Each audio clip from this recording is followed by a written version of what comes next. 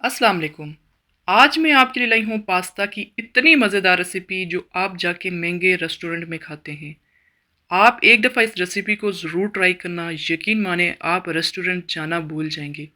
इतना मज़ेदार बनता है कि आप बार बार बना के खाएंगे। तो अगर आप मेरे चैनल पर नए हैं तो काइंडली सब्सक्राइब ज़रूर करना और साथ में बेल के बटन को भी दबा देना ताकि मेरी रेसिपीज़ आपको मिलती रहें। ये आप देख सकते हैं इतना मज़ेदार पास्ता कैसे बनता है। तो चलिए शुरू करते हैं। पे 2 चम्मच तेल के डालेंगे और ज़्यादा तेल इसमें नहीं डालना है। अब इसमें 1 चम्मच मक्खन डालेंगे, 1 चम्मच इसमें ओरिगेनो डालेंगे और इसमें चॉप लहसुन डालेंगे 1 चम्मच। पेस्ट नहीं डालना है, इसमें चॉप करके लहसुन डालना है तो ही इसका जायका आएगा। इसको थोड़ा-सा फ्राई करना है। अब इसमें बोनलेस चिकन डालेंगे।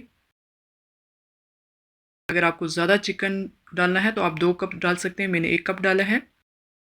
अब इसको अच्छे से भूनना है ताकि चिकन का जायका आ जाए। लहसुन के साथ इस तरह अच्छे से भूनना है इसको 2-3 मिनट। 1 चम्मच इसमें पापरिका पाउडर डालेंगे, सुरख मिर्च पाउडर डालेंगे 2 चम्मच, आप अपने हिसाब से ज़्यादा कम भी कर सकते हैं। और हाफ चम्मच इसमें काली मिर्च डालेंगे, 1 चम्मच इसमें धनिया पाउडर डालेंगे, 1 चम्मच इसमें तिक्का मसाला डालेंगे, ज़रूर डालिएगा, बहुत अच्छा जायका आता है। अब यहाँ पे हाफ कप इसमें टमाटो प्यूरी डाल रही हूँ। अगर आपके पास फ्रेश टमाटर का पल्प है तो आप वो डाल दीजिए, उसका पेस्ट बना के आप इसमें डाल दें। और यहाँ पे मेरे पास सब्जियाँ हैं, गाजर है, मटर हैं और ब्रोकली है।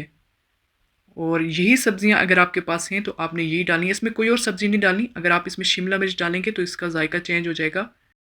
और अगर सब्जियां ये नहीं हैं तो भी मसला नहीं है, आप इसी तरह बस चिकन से ही बना दीजिए।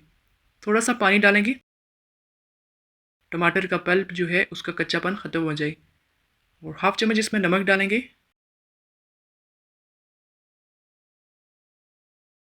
बस 2-3 मिनट इसको इस तरह पकाना है, हल्की आंच पे पकाना है इसको ताकि सब्जियां पक जाएं। और जब सब्जियां पक जाएंगी तो इसमें 1 कप व्हिपिंग क्रीम डालेंगे और इसको मिक्स करना है। बस ये देखें 2-3 मिनट के बाद अब इसमें उबला हुआ पास्ता डालेंगे, जिसको 1 चम्मच नमक और 1 चम्मच तेल डाल के उबाल लिया था। और इसको 50% पकाना है, ज़्यादा नहीं पकाना है इसको, वरना जब इसको सॉस में डालेंगे तो ये बिल्कुल गल जाएगा। ये देखें इस तरह साबुत रहना चाहिए।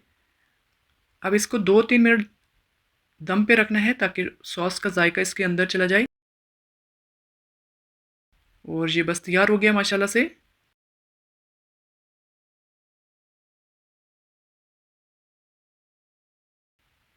ये देखिए जी, हम सर्व करते हैं इसको। आप एक दफ़ा इस रेसिपी से ज़रूर ट्राई करना, यकीन माने आपको बहुत पसंद आएगा। इसके ऊपर इस तरह मोज़रेला चीज़ थोड़ी सी डाल देंगे जिस तरह रेस्टोरेंट में डालते हैं। वो इसका जायका लाजवाब है, यकीन माने बहुत मज़ेदार है। आप इसे किसी मेहमान को देंगे तो यकीन करें वो आपकी ज़रूर तारीफ़ करेगा। और बच्चों का तो ये फेवरेट होता है, बड़ों का भी बहुत पसंद होता है। ये देखें माशाल्लाह, इसका जायका मैं आपको बता नहीं सकती, एक दफ़ा आप ज़रूर ट्राई करना। रेसिपी पसंद आए तो मेरे चैनल को सब्सक्राइब ज़रूर करना, लाइक भी करना। अल्लाह हाफिज़।